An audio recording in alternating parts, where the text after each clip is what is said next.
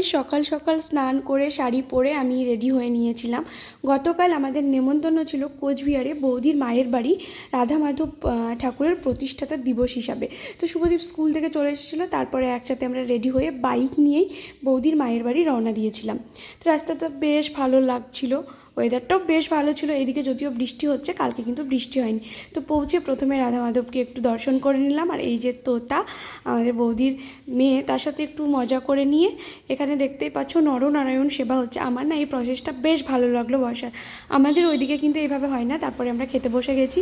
প্রথমে পাঁপড় ভাজা, তারপরে একটা পাঁচ তরকারি, একটা বড়ির তরকারি দিয়েছিল, ডাল আর দিয়েছি পোলাও, সাথে আলু ফুলকপি পনিরের একটা তরকারি, শেষ পাতে পায়েস আর চাটনি।